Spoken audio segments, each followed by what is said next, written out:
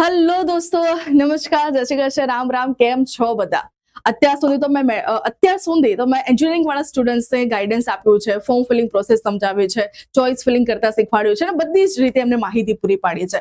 પરંતુ હવે હું મારા મેડિકલ સ્ટુડન્ટ્સ જે નીટની એક્ઝામ આપવાના છે, જે ફાર્મસીમાં એડમિશન લેવા ઈચ્છે છે, એ બધાને પણ હું પ્રોપર ગાઈડન્સ આપવા માટે આજથી રેડી છું. તો તમને હવે ટેન્શન લેવાની જરૂર નથી. તમારી ફોર્મ ફિલિંગ લઈને કરેક્શન વિન્ડો ઓપન થાય છે, એક્ઝામના પેપર, ફાર્મસીનું એડમિશન, બધી ડિટેલ્સ તમને આજથી આ પ્લેટફોર્મ પર મળવાની છે. તો રાહ એની જુઓ છો, આજે જ સબસ્ક્રાઇબ કરો અને તમારા બધા ફ્રેન્ડ્સને શેર પણ કરી દેજો. તો શરૂ કરીએ છીએ આજના વિડીયોનું. મારું નામ છે ભૂઈ પટેલ. તમારા બધાનું સ્વાગત છે પ્રિયશ જ્ઞાનપીઠ યુટ્યુબ ચેનલમાં. દોસ્તો, વિડીયોને લાઈક કરવાનો છે અને તમારા બધા જ ફ્રેન્ડ સર્કલ, રિલેટિવ્સમાં શેર કરવાનો છે. તમને એવું લાગતું હોય કે આ વિડીયો નીટનો છે, મારા માટે તો કોઈ કામનો નથી, પરંતુ મે બી શાયદ તમારા કોઈ સ્ટેટસ પર મૂકવાથી કોઈ એવી વ્યક્તિ જોઈ જાય કે જેના માટે જેન્યુઅલી ઘણું બધું અગત્યનું પણ હોઈ શકે છે.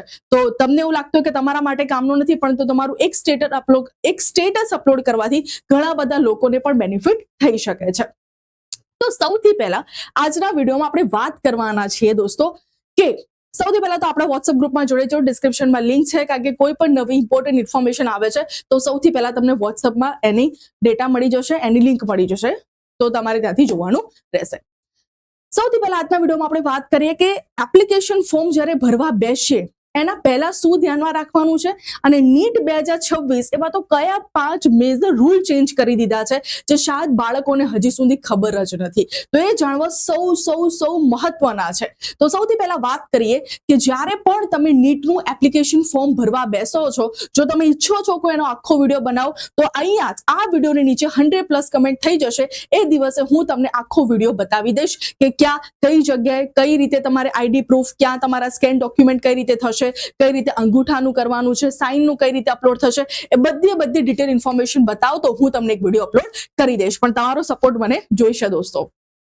તો સૌથી પહેલા જો આપણે વાત કરીએ કે જ્યારે પણ તમે એપ્લિકેશન ફોર્મ ભરવા બેસો છો ત્યારે એવું નહીં કે એપ્લિકેશન ફોર્મ ચાલુ કરી દીધું અને કોઈ પણ ડોક્યુમેન્ટ્સ આવે છે, પપ્પા આઈડી કાર્ડ કાઢજો, પપ્પા આધાર કાર્ડ, પપ્પા અપાર કાર્ડનો જે નંબર હોય છે એ આપજો. તો હવે ઓબ્વિયસલી જ્યારે પણ તમે એપ્લિકેશન ફોર્મ ભરવા બેસો છો ત્યારે જેટલા પણ ડોક્યુમેન્ટ્સની રિક્વાયરમેન્ટ છે, જેની હું વાત કરવાની છું, એ બધા જ ડોક્યુમેન્ટ્સ તમારી પાસે પહેલાથી હોવા જોઈએ. પ્લસ જે રીતે કન્વર્ટ કરવાના કીધા છે, કારણ કે ડોક્યુમેન્ટ્સ હોવા તો બધા જ પાસે હશે જ, પરંતુ જે સાઇઝમાં કન્વર્ટ કરવાના છે એ સાઇઝમાં કન્વર્ટ કરતા પણ તમને આવડવું જોઈએ. હવે જરૂરી નથી કે આજકાલના બધા જ પેરેન્ટ્સ સ્માર્ટ હોય. મે બી શાયદ તમારા પેરેન્ટ્સને ના પણ ખબર હોય કે કઈ રીતે કન્વર્ટ થાય. તો દોસ્તો, તમને તો એટલું આવડવું જોઈએ ને. તમને નહીં આવડે તો હું તો છું જ, હું તમને આખો વિડીયો બતાવીશ અને કઈ રીતે કન્વર્ટ કરવાની બધી ડિટેલ ઇન્ફોર્મેશન હું તમને આપવાની છું. તો સૌથી પહેલા આજે આપણે વિડીયોની શરૂઆત કરીએ. મારું નામ છે ભૂઈ પટેલ દોસ્તો અને તમારા બધાનું સ્વાગત છે પ્રિયશ જ્ઞાનપીઠ યુટ્યુબ ચેનલમાં.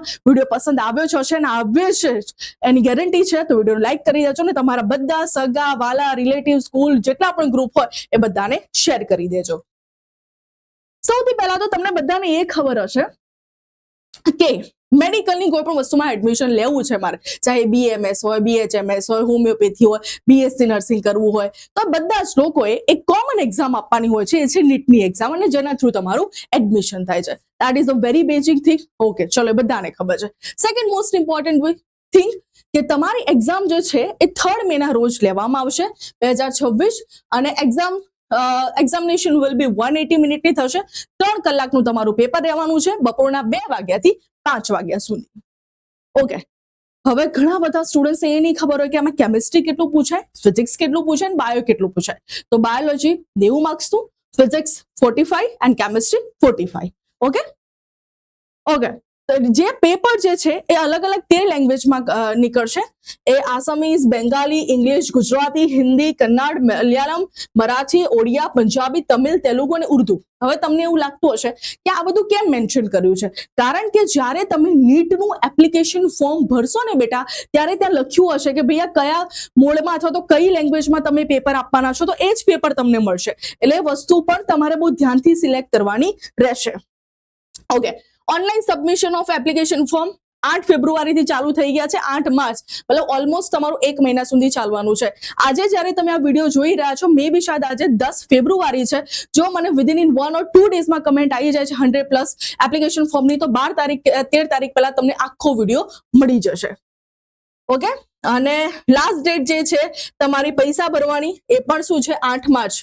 ઓકે, એના પછી કીધું છે કે કરેક્શન કંઈ પણ કરવું હોય કે ચલો ફોર્મ ભરી દીધું, પહેલા તો આ કરેક્શન વાળી વસ્તુમાં આપણે જવાનું જ નથી.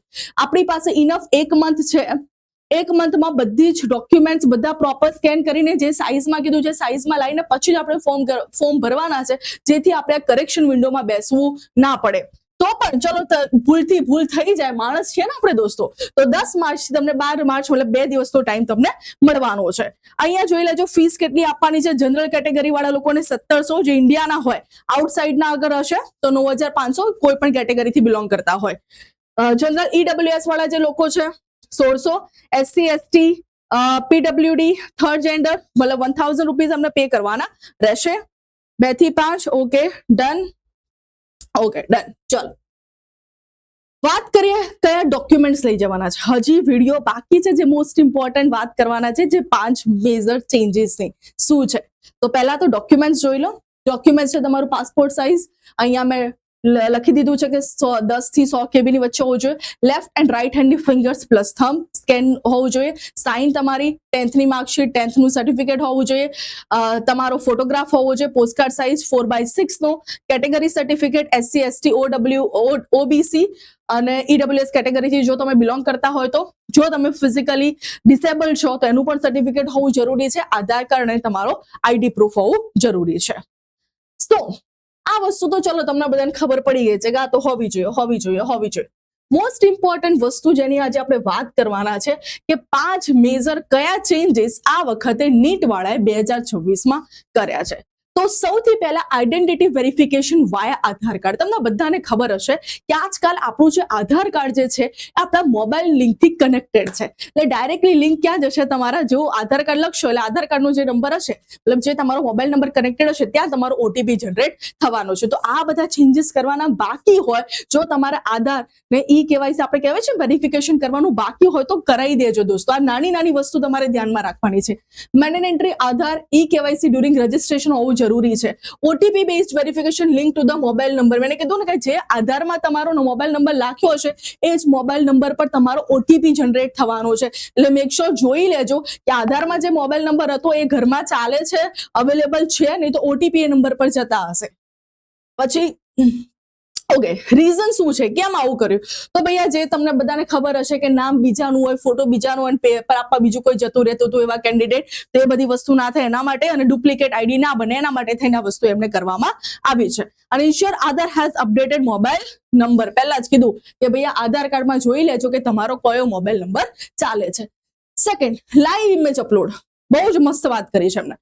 જ્યારે તમે ફોર્મ ભરવા બેસશો ને ત્યારે ભાઈ તમને લેપટોપમાંથી અથવા તો ફોનમાંથી કેવું લાઈવ ઇમેજ આપણે કેપ્ચર કરીએ, આપણે સેલ્ફી પાડતા, બસ એવી સેલ્ફી અહીંયા તમારી અપલોડ થશે, તાકી તમારા જે આધાર કાર્ડમાં ફોટો છે અને લાઈવ ઇમેજમાં જે ફોટો જાય છે બંનેને મેચ કરશે કે ભાઈ આ બંને સેમ કેટેગરી છે કે અલગ અલગ. તો આ વસ્તુ થવાની છે, જેમાં તમે ગેલેરીમાંથી પણ ફોટો અપલોડ નહીં કરી શકો. એવું નહીં કે ગેલેરીમાં કોઈ ફોટો મૂક્યો છે ને પછી એને કોપી કરી દો, ના ભાઈ, લાઈવ ફોટો પડશે જ્યારે તમે એપ્લિકેશન ફોર્મ ભરતા હશો ત્યારે.